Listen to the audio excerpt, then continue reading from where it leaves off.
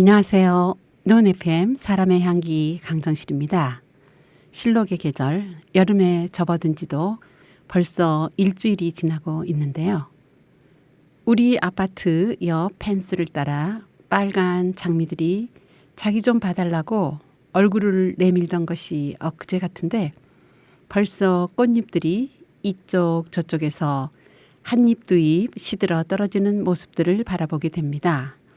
우리들도 자연의 한 부분인데 어찌 이들은 우리들과 달리 올 때와 갈 때를 잘 분별하는지요.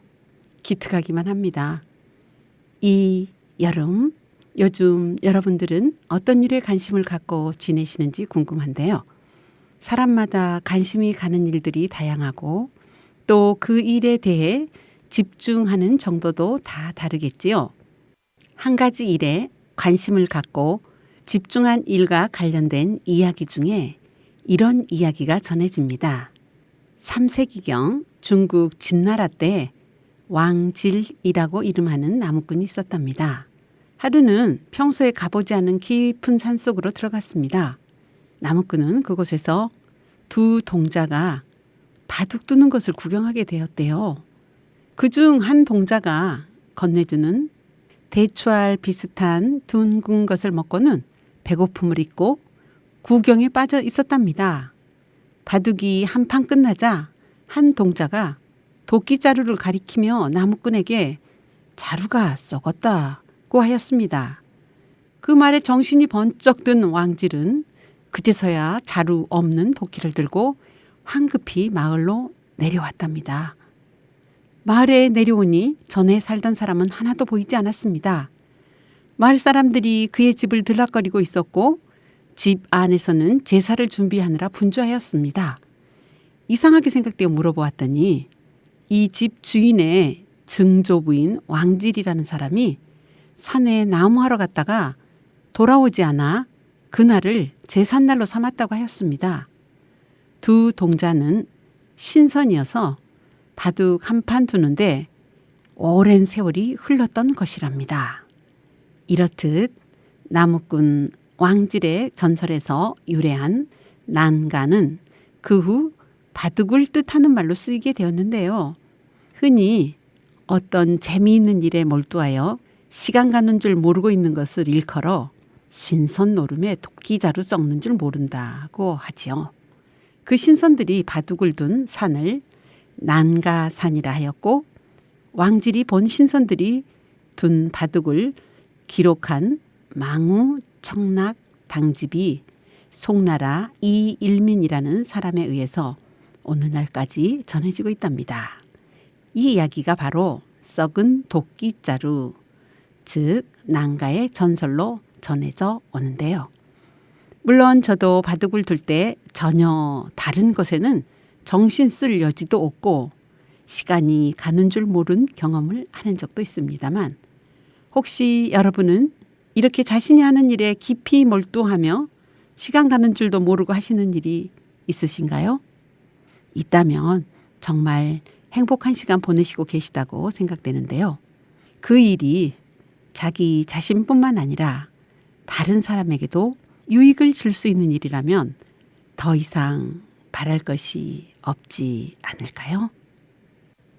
명작 산책.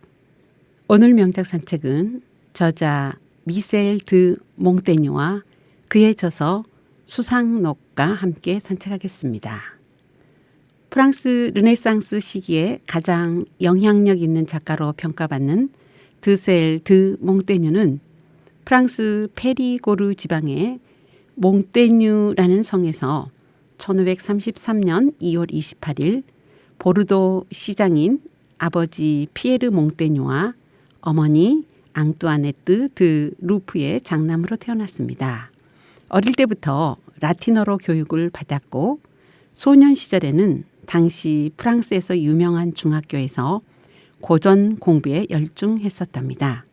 16세부터는 툴루즈 대학에서 법학을 전공하였고 24살에는 보르도 고등법원의 재판관이 되었다고 하네요. 그는 16세기 후반 종교 시민 전쟁의 와중에는 종교에 대한 관용을 지지했으며 인간 중심의 도덕을 제창했습니다.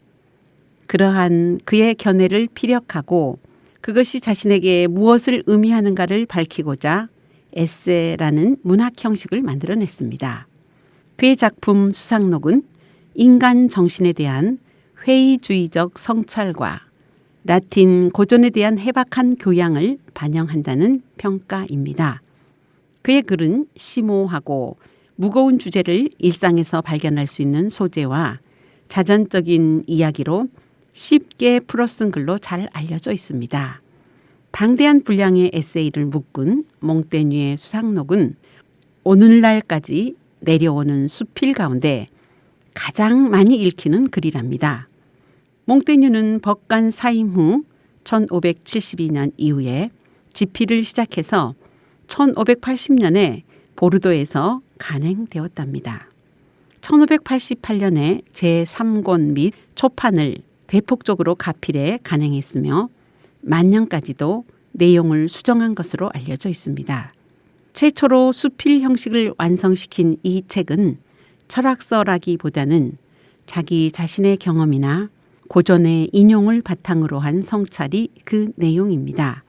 플라톤, 아리스토텔레스, 세네카 등의 고전 문헌에서 많은 인용을 하고 있습니다.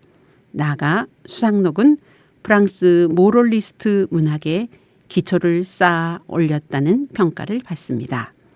그는 유산으로 물려받은 몽테뉴 성의 탑 건물을 서재로 꾸미고 여기에 여러 책과 자신의 책 1000권을 정리해 넣었답니다.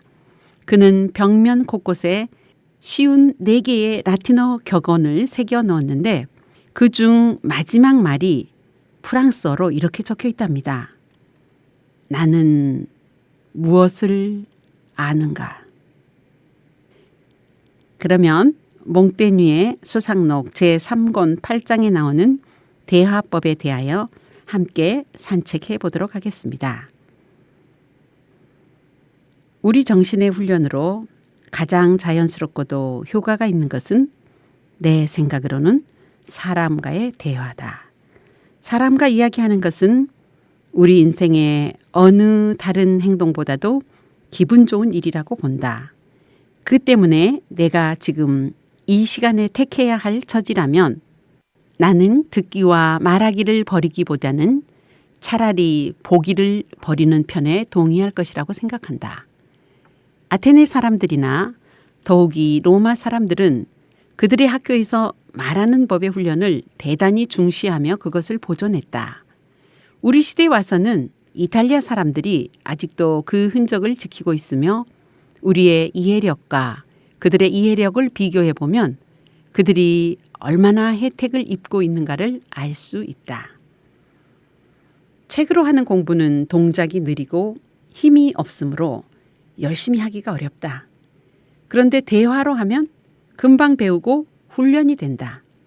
내가 정신이 강한 상대자와 대화를 하면 그는 내 옆구리를 밀고 왼쪽과 오른쪽을 번갈아 찌르며 그의 관념은 내 관념을 약동시킨다. 질투심과 명예욕과 경쟁심이 나를 밀어서 나 자신 위로 축혀 올린다. 의견이 합치된다는 것은 대화에서는 아주 멋쩍은 일이다. 우리의 정신은 힘차고 조절된 정신과 의사를 교환함으로써 강화되므로 비천하고 병적인 정신과 끊임없이 교섭을 가지고 사귐으로써 우리가 얼마나 타락하여 손해를 보는지는 말로 다 알 수 없다. 이런 정신처럼 전념이 잘 되는 것은 없다. 나는 경험으로 그 영향력이 얼마나 큰가를 잘 안다. 나는 이야기하고 토론하기를 즐긴다. 그러나 몇몇 사람과만 토론하고 그것도 나 자신을 위해서 한다. 왜냐하면 도덕가들 앞에서 구경거리 노릇을 하고 다투어서 재주를 부리며 떠들어대는 수작은 점잖은 사람으로서는 할 일이 아니라고 여기기 때문이다. 어리석음은 좋지 못한 소질이다. 그러나 그것을 참고 보지 못하고 화를 내며 속을 썩인다는 것은 내가 잘 그러지만 그 패단이 어리석음에 못지않은 다른 종류의 패단이다. 그래서 이제 이것으로 내 허물을 비난하고 싶다. 나는 이야기나 토론은 힘 안 들이고 자유로이 한다. 그것은 내 심령은 어느 의견이 침투에 들어가서 깊은 뿌리를 내려볼 터전을 찾지 못하기 때문이다.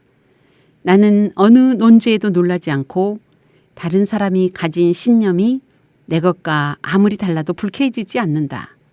아무리 경박하고 터무니없는 생각이라도 인간 정신의 생산에 맞지 않는 것은 없다고 본다. 우리는 자기 판단으로 무슨 결정을 내릴 권한을 주장하지 않으니 여러 가지 반대되는 의견도 부드럽게 보아간다. 그래서 그런데 동의할 생각은 없어도 시원하게 들어는 준다. 저울의 한쪽 접시가 아주 비었어도 늙은이의 꿈 같은 미신을 올려놓아서라도 다른 쪽의 접시와 나란하게 한다. 그리고 내가 차라리 기술을 좋아하고 금요일보다는 목요일을 좋아하며 식탁에서는 13번째보다는 12번째나 14번째를 좋아하고 여행할 때는 토끼가 길을 가로 건너가는 것보다는 길가를 따라 도망가는 편을 보고 싶어 하고 신발 신을 때는 오른발보다도 왼발을 먼저 내놓는다고 해도 용서받을 만한 일이라고 본다.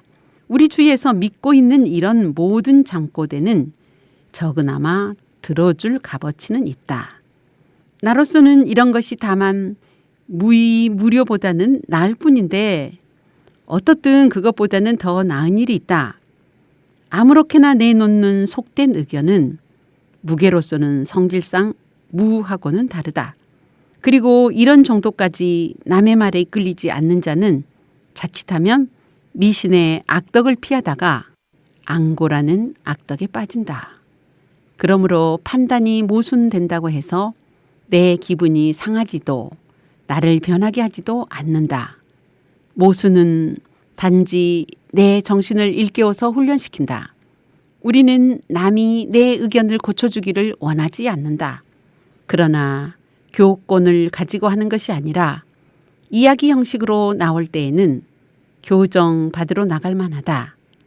반대에 부딪히면 사람들은 그것이 옳은가는 보지 않고 옳고 그른 건 해치울 생각만 한다. 반대는 거들어줄 생각은 하지 않고 우리는 앙큼한 발톱을 내민다. 나는 친구들이 어리석은 소리 마라. 너는 꿈을 꾼다. 하고 쏘아붙여도 버티해낼 것이다. 나는 활달한 사람들끼리는 과감하게 생각을 표현하며 생각과 말이 부합하기를 바란다. 우리는 청각을 광화하고 단지 외예로 하는 흐리멍텅한 말투에 빠져서 무르지 않게 다져놓아야 할 일이다. 나는 남성다운 씩씩한 친분의 교제로서 억세고 힘차게 사귀며 피가 나게 찢기고 긁히기를 즐기는 우정을 좋아한다. 싸울 때는 싸워야지. 서로 예의를 찾고 기교를 피우며 상대방의 감정을 상할까 두려워서 태도에 제약을 받는다면 그것은 힘차게 호방한 우정이 못 된다. 왜냐하면 모순 없이는 호론도 없느니라 키케로가 말했다. 누가 내 말에 반대하면 나는 화가 나기보다는 주의력이 환기된다. 나는 내 말을 반박하며 깨우쳐주는 사람에게로 마음이 이끌린다. 진리의 원칙은 이 사람에게나 저 사람에게나 공통되는 원칙이라야 할 것이다. 그가 뭐라고 대답할 것인가 하고 분노의 심정에 사로잡히면 벌써 판단력이 타격을 받으며 이성을 되찾기 전에 정신이 혼란된다. 그런 논쟁점에 관해서 내기를 하여 지는 편에 물질적 부담이 가게 해둔다. 그래서 논쟁이 끝나면 하인이 나에게 지난해에는 나리가 20번 무식하게 고집 부린 탓으로 100에이커나 손해보았습니다. 라고 말하게 하면 좋을 것이다. 나는 진리가 누구의 손에서 발견되었건 환영하여 받아들인다. 그리고 진리가 아무리 멀리서 와도 유쾌하게 그 앞에 항복하며 무기를 벗어놓는다. 그리고 학교의 훈장처럼 너무 명령조로 얼굴을 붉히며 대들지만 않는다면 내 글에 대해서 비판하는 편에 가담한다. 그리고 고쳐야 할 필요해서라기보다는 예의상 내 글을 고쳐서 쓰기도 한다. 이렇게 쉽게 양보함으로써 다른 사람이 후한 마음으로 내 잘못을 내게 알려주는 기회는 사실 내게 손해가 온다고 해도 나를 기꺼이 북돋아 준 셈이다. 그렇지만 우리 시대 사람들을 이런 방향으로 이끌기는 정말 어렵다.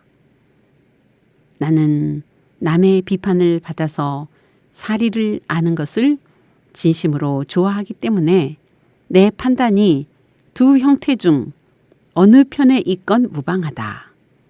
내 생각 자체가 서로 반대하고 비난하는 일이 너무 많아서 남이 내 대신 반대하는 것도 무방하다. 남이 내게 하는 책망에 대해서 내가 원하는 권위 밖에 인정하지 않는다.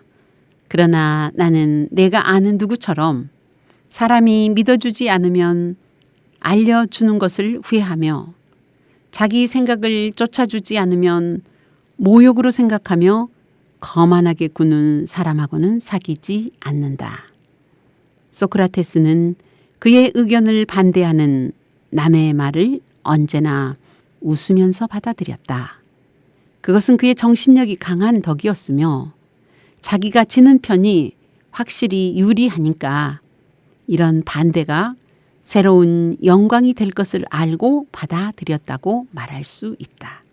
그러나 우리는 반대로 자기의 우월감과 상대방에 대한 경멸감보다 더 우리를 민감하게 만드는 것은 없고, 그리고 이치로 보아 약한 편이 도리어 자기를 부축하여 잘못을 고쳐주는 반대 의견을 고마운 마음으로 받아들여야 할 일이라고 생각한다. 나는 사실은 나를 두려워하는 자들보다는 나를 거칠게 다루는 사람들과의 친교를 구한다. 우리를 숭배하고 우리 앞에 자리를 물려주는 자들과 맞서기란 멋졌고 해로운 쾌락이다. 안티스테네스는 자녀들에게 자기들의 비율을 맞춰주는 사람을 결코 고맙게 생각하지 말라고 훈계했다. 나는 핏대를 올려가며 토론하다가 상대방이 약해서 승리할 때의 쾌감보다는 상대방의 올바른 이론 앞에 내가 굴복할 때 자신감에 대해서 얻는 승리감에 더 큰 자존심을 느낀다. 어떻든 나는 나를 공격하는 힘이 아무리 약하다 해도 정면으로 직접 질러오는 모든 종류의 공격을 달게 받아들인다. 그러나 버릇없이 가해오는 공격은 참아내기 힘들다. 무슨 주제건 꺼리지 않으며 누구의 의견이건 마찬가지고 그 논제를 가지고 누가 이기건 거의 무관심하다. 토론이 질서 있게 진행되면 나는 하루 종일이라도 점잖게 토론해 갈 것이다. 나는 논법의 힘과 꾀보다는 질서를 요구한다. 목동들이나 점원들 사이에 일어나는 말다툼은 언제 보아도 이치가 정연하지만 우리 것에는 도무지 조리를 찾아볼 수 없다. 그들이 상식을 벗어난다면 예절이 없기 때문이다. 그것은 우리도 역시 마찬가지다. 그러나 그들은 참을성 없이 소란스러워도 논제에서 벗어나는 일이 없다. 그들의 말은 한 길을 좇는다. 그들은 남의 말을 기다리지 못하고 서로 상대방을 앞질러서 말하는 일이 있어도 적으나마 서로 이해한다. 사람들이 격에 맞게만 대답한다면 내게는 너무 좋은 대답이다. 그러나 말다툼이 험해져서 혼란스러워지면 나는 사리를 버리고 화가 나서 주책 없이 형식을 따진다. 그리고 고집을 세우며 심술궂게 억눌러 보려는 투로 말을 뱉는다. 그러고는 다음에 낯이 뜨거워진다. 어리석은 자와 진심으로 토론하기는 불가능하다. 명령조로 나오는 상전의 손에 걸리면 내 판단력이 타락할 뿐 아니라 내 양심은 썩어버린다. 우리의 논쟁도 언어에서 생기는 다른 범죄와 같이 금지되고 차별되어야 할 일이다. 분노에 지배받고 조종되면 무슨 악덕을 일으키고 쌓아 올리지 못할 것인가? 우리는 먼저 이성에 대해서, 다음에 사람에 대해서 적의를 품게 된다. 우리는 단지 반박하려고 논쟁하는 버릇이 생긴다. 서로 반박하고 반박을 당하다가 토론하는 성과는 진리를 없애고 잃어버리는 것밖에 안 된다. 그래서 플라톤은 그의 공화국에서 어리석고 못나게 태어난 사람들에게는 토론법을 못 배우게 했다. 오늘은 몽테뉴의 수상록 가운데 대화법에 대해서 함께 산책해 보았습니다. 여러분들은 몽테뉴의 에세이 중에서 어떤 부분이 가장 마음에 와 닿았는지요? 노은 FM 사람의 향기 강정실의 164회 방송은 여기서 인사 말씀드리겠습니다. 함께해 주신 여러분 감사합니다.